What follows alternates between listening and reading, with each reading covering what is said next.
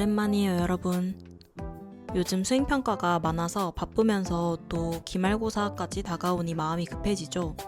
오늘 영상은 본격적인 시험 콘텐츠라기보다는 기말고사를 더 잘 보기 위해서 지금 할 수 있는 일들을 이야기해 보려고 해요. 고정 댓글로 타임라인을 남겨둘 테니 필요한 부분 위주로 시청해도 좋아요. 여러분, 중간고사 시험지 잘 갖고 계신가요? 혹시 시험 끝나고 나서 한 번쯤 다시 펼쳐봤나요? 우리가 기말고사 공부를 제대로 하려면 일단 중간고사 시험지를 분석해봐야 해요. 지금 분석하면 뭐하나 시험이 이미 끝났는데 하실 수도 있는데요. 그 분석이 기말고사 전략을 짜는데 직접적인 도움이 돼요. 그리고 생각보다 시간도 오래 걸리지도 않고요. 저는 가르친 학생들에게 시험지를 꼭 찍어서 보내달라고 하거든요. 같이 틀린 문제나 찍어서 맞은 문제도 다시 풀어보고 전반적인 시험 난이도나 출제 경향을 파악하기 위해서예요.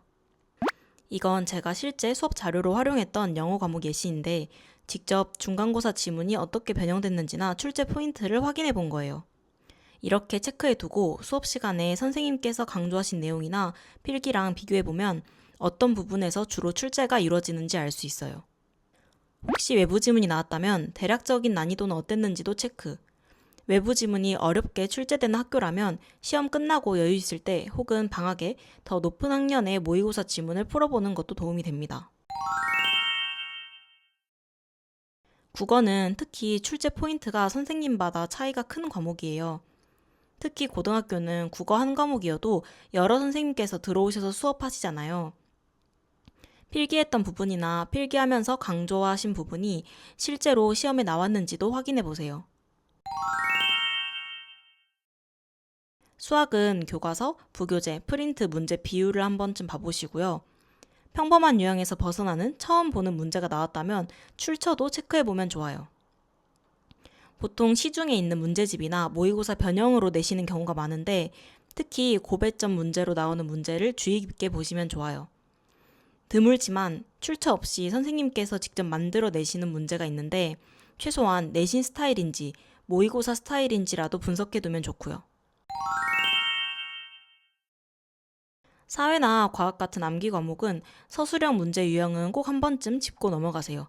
보통 단답형은 핵심 키워드나 적당한 난이도의 계산 문제로 출제될 수가 있는데 배점이 높고 부분 점수는 없으니 철저하게 대비하는 게 좋아요. 그리고 서술형은 거의 10점에 가까운 고배점 문제인데 문제집 해설지를 보면 서술형 문제는 채점 기준이 상세하게 나와 있거든요. 평소에 답만 대충 맞았네 하고 넘어가지 말고 이런 채점 기준부터 꼼꼼하게 보고 맞춰서 쓰는 연습을 해보세요. 사실 중간고사 끝나고 지금이 그나마 여유 있을 때인데요. 대신 수행평가가 몰려있을 시기이기도 해요. 이때 시간 관리가 정말 중요한데요. 각 과목마다 수행평가가 자꾸 나와서 글쓰기며 발표며 PPT도 만들어야 하고 준비할 게 너무 많잖아요. 시간 관리를 잘못하면 몇 주가 수행평가만 하다가 휙 지나가 버리고 금방 기말고사가 돌아올 거거든요. 수행평가에 시간을 무제한으로 쓰기보다는 예를 들어 이건 3시간 안에 끝내자 하고 타이머를 켜놓고 해보세요. 저는 학교에서 수행평가 과제가 나오면 자투리 시간에 미리 주제를 생각해놓고 대략적인 개요까지는 잡아뒀어요.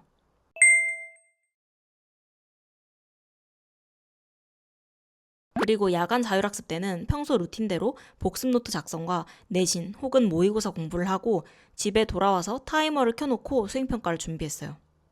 절대 거창한 계획이 아니어도 되니까 지금부터 기말고사 공부를 조금씩이라도 시작하세요. 특히 분량이 많은 인강 같은 건 시험 기간에 듣기엔 시간이 너무 부족하니까 지금부터 미리 해두는 게 좋아요. 시험 한 달 전부터는 시간이 생각보다 빠르게 지나가거든요. 사실 시험 결과가 완벽하게 마음에 드는 사람은 없을 거예요. 1등을 하더라도 틀린 문제에 대한 아쉬움은 분명히 있을 거거든요.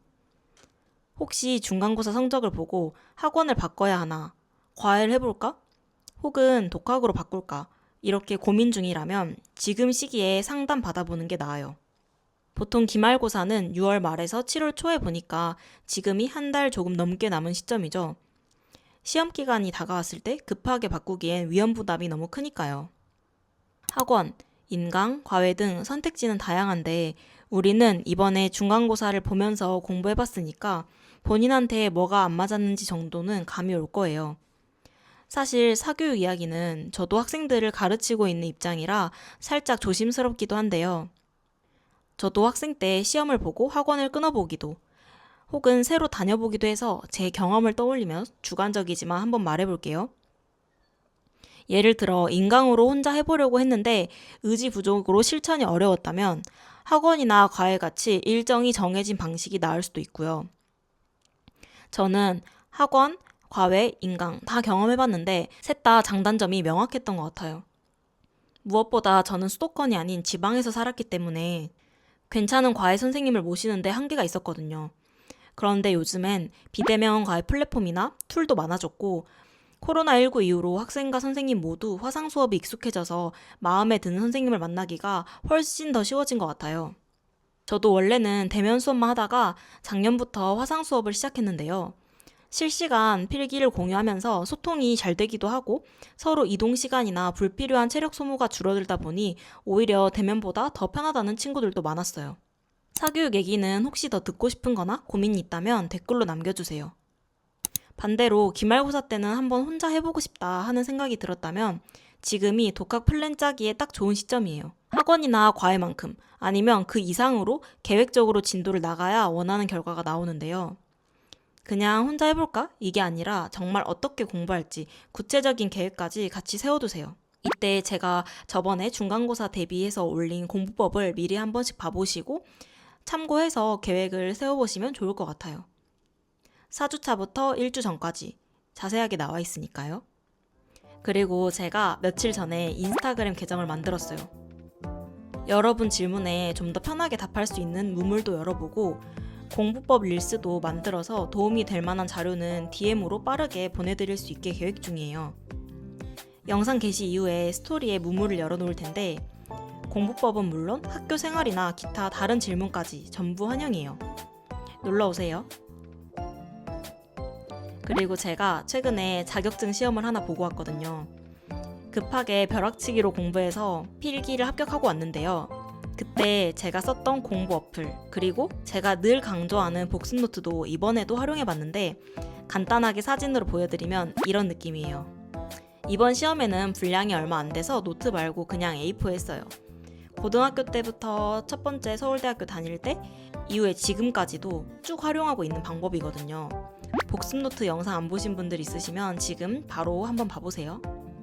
중간고사 결과가 아쉬웠더라도 기말고사에서 충분히 보완할 수 있어요. 포기하지 말고 지금부터 천천히 준비해봐요. 그럼 우린 다음 영상에서 또 만나요.